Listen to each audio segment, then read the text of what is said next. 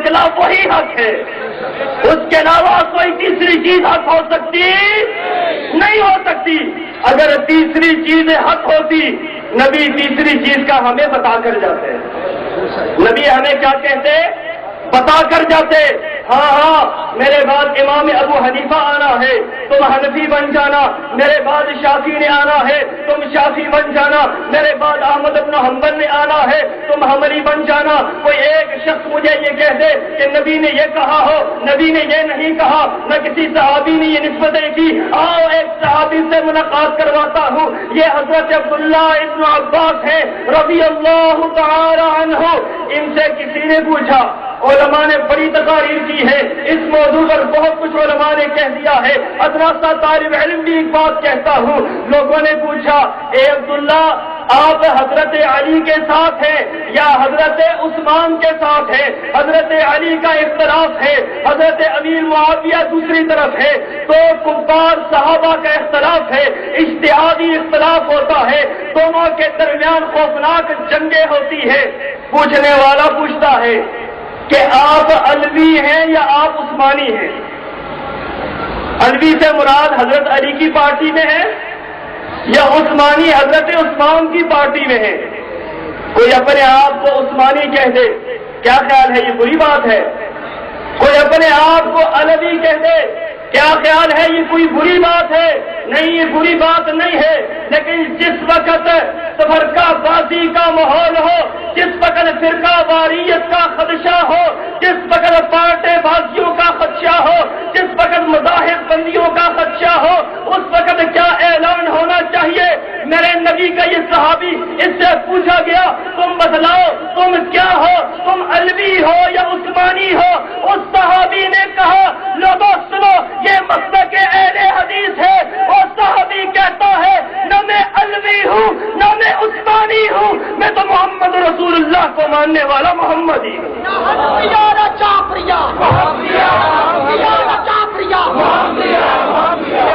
یہ مسلک اہل حدیث ہے، یہ مسلک اہل حدیث ہے۔ کوئی ہم سے پوچھے تم کیا ہو، تم دیوبندی ہو، تم بریلوی ہو، تم قادری ہو، تم سہروردی ہو، تم چشتی ہو، تم فلاں ہو، تم فلاں ہو، ہم کہتے ہیں نہیں، یہ ساری نسبتیں تم نے خود بنائی ہیں، یہ ساری نسبتیں تم نے خود کھڑی ہے۔ رب کا قرآن اٹھاؤ، رب کے قرآن کی ایک آیت بھی تمہاری فقہ کے معاملے میں ہمیں نہیں ملتی، نبی کی ایک حدیث بھی تمہارے ائمہ کے بارے میں ہمیں نہیں ملتی، بلکہ نبی نے یہ فرما دیا، فرمایا کل قیامت کے دن میدان محشر کے اندر ایک جھنڈا ہوگا، اور وہ جھنڈا رب کی حمد کا جھنڈا ہوگا، اور وہ جھنڈا محمد رسول اللہ کے ہاتھ میں ہوگا۔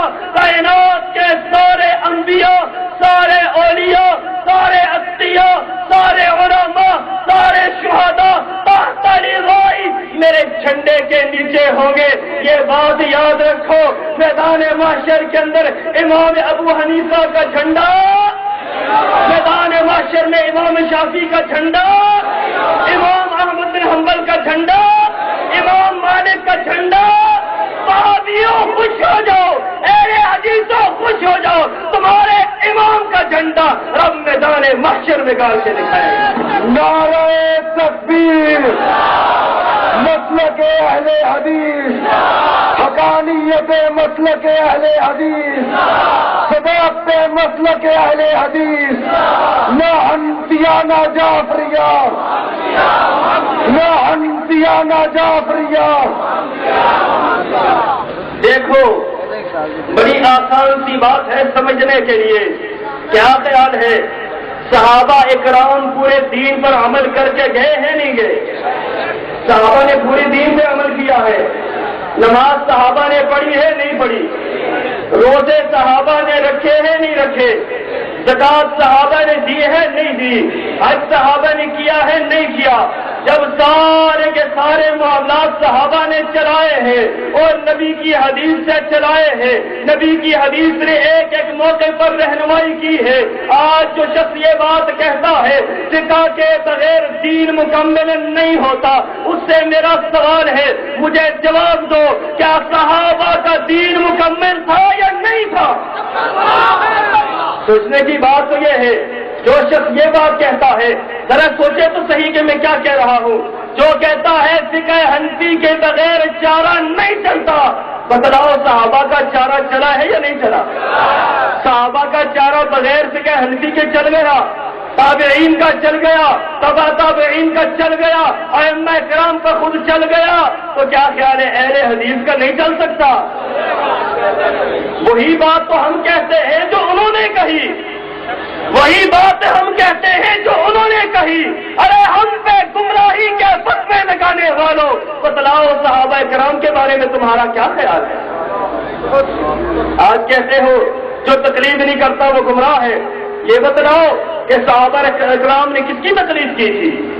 کوئی ایک صحابی بتلاؤ، ایک صحابی، رب کعبہ کی قسم ہے لاہوریوں، بیچ چوراہے میں یہ بات کہہ کے جا رہا ہوں، کوئی یہ نہ سمجھے پھر ملاقات نہ ہوگی، انشاءاللہ بار بار ملاقاتیں ہوگی، لیکن یہ بتلاؤ لاہوریوں، صرف اتنی بات بتلا دو کہ جو شخص اپنے آپ کو حنفی، شافی، مالکی نہیں کہتا، کیا خیال ہے وہ جنت میں جائے گا یا نہیں جائے گا؟ جائے گا، پکی بات ہے جائے گا۔ جو کہتے ہیں حنفیت، شافیت، مالکیت، حنبلیت یہ ضروری ہے، اس کے بغیر جنت میں نہیں جا سکتے، مجھے بتلاؤ صحابہ اس کے بغیر جنت میں گئے ہیں یا نہیں گئے؟ سوچنے کی بات یہ ہے، دنیا یہ کہتی ہے ہم صحابہ کو مانتے ہیں، صحابہ کو تو مانتے ہو، صحابہ کے دین کو کون مانے گا؟ صحابہ اپنے آپ کو کیا کہتے تھے؟ جو صحابہ کی بات کرتے ہو، صحابہ اپنے آپ کو سارے کے سارے محمدی کہتے تھے، کسی صحابی کا کسی دوسرے سے اس سے کوئی اختلاف نہیں تھا۔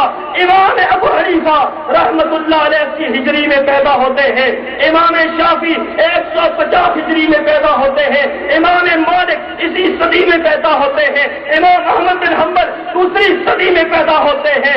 اس سے پہلے جتنا عرصہ گزرا لوگ کتاب و سنت پر چلنے والے تھے، کیا خیال ہے وہ کامیاب ہوئے ہیں یا نہیں ہوئے؟ وہ کامیاب ہوئے ہیں، اللہ کے فضل سے ہمارا ایمان ہے وہ کامیاب ہوئے ہیں۔ اگر وہ کتاب و سنت پر چل کر کامیاب ہوئے ہیں تو ہم کتاب و سنت پر چل کر ناکام کیوں ہوں گے؟ لوگ کیا کہتے ہیں، آپ نے اکثر یہ موضوع یہ بات سنی ہوگی، لوگ کہتے ہیں فقہ قرآن اور حدیث کا نچوڑ ہے۔ آپ کو پتا ہے یہ کتنا خطرناک لفظ ہے؟ فقہ کیا ہے؟ قرآن اور حدیث کا نچوڑ ہے۔ رب کعبہ کی قسم کائنات کے اندر اتنا بڑا جھوٹ کسی نے نہیں بولا ہوگا جتنا بڑا جھوٹ یہ ہے۔ کیا مطلب ہے اس کا؟ لفظوں پر غور کرو، لفظ کتنے خوفناک ہے۔ آپ مانڈے کا جوس نکال لیں، پیچھے کیا رہ جاتا ہے؟ آپ نچوڑ نکال لیں گنے کا، پیچھے کیا رہ جاتا ہے؟ آپ نچوڑ نکال لیں سیب کا، پیچھے کیا رہ جاتا ہے؟ پیچھے تو پھونک رہ جاتا ہے۔ تو نعوذ باللہ من ذالک، اگر فقہ یہ کتاب و سنت کا نچوڑ ہے تو قرآن و حدیث میں پیچھے پھونک ہی رہ گیا۔ پھر اس کا مطلب ہے کہ قرآن و حدیث پر عمل ہو سکتا؟ ہاں، ایسے انہوں نے اصول بنائے ہیں، یہ بہت بڑا المیہ ہے، میں اس تاریخ کو اس مختصر وقت میں نہیں دوہرا سکتا، لیکن یہ اصول بنائے ہیں، اصول کرخی فقہ حنفی کی وہ کتاب ہے جو بڑی معروف کتاب ہے، بہت بڑے قاضی نے لکھی ہے، اس نے اپنے اصول کے اندر یہ بات لکھی ہے، اگر قرآن کی آیت ہمارے امام کے قول کے مخالف آ جائے، نبی کی حدیث ہمارے امام کے قول کے مخالف آ جائے، ہم کیا کریں گے؟ وہ اصول لکھتا ہے، اصول، ہم پہلی بات یہ ہے اس کی تعویل کریں گے، دوسری بات یہ ہے تعویل نہ ہو سکے رب کی قرآن کو، نبی کی حدیث کو منسوخ تصور کریں۔ یہ کیا ہے؟ یہ کیسے اصول ہے؟ میں یہ بات بتاؤں توڑ کہتا ہوں، فقہ حنفی نے ایسے اصول مرتب کیے ہیں، اگر ان کے اصولوں کو دیکھا جائے نہ رب کے قرآن پہ عمل ہو سکتا ہے نہ نبی کی حدیث پہ عمل ہو سکتا ہے۔ پورا اور گند پورا گند، کوئی ضرورت نہیں، بات یہ ہے میرے بھائیوں، ذرا دلائل کی روشنی میں سمجھو، ذرا دلائل کی روشنی میں خدا را، اس طرح نہیں جذبات سے نہیں، دلائل کی روشنی میں بات کو سمجھو۔ میں نے الحمدللہ تمام مذاہب کا مطالعہ کیا، میں نے حنفی، میں نے شافعی فقہ پڑھی، میں نے حنبلی فقہ پڑھی، میں نے حنفی فقہ پڑھی، میں نے مالکی فقہ پڑھی، لیکن آپ کو ایک عجیب بات بتلاؤں جو باقی کسی فقہ میں نہیں، جو فقہ حنفی میں مجھے ایک ٹوٹکا ملا، وہ کیا ہے؟ آپ دیکھیں امام شافعی، جو امام شافعی کو مانتے ہیں شافعی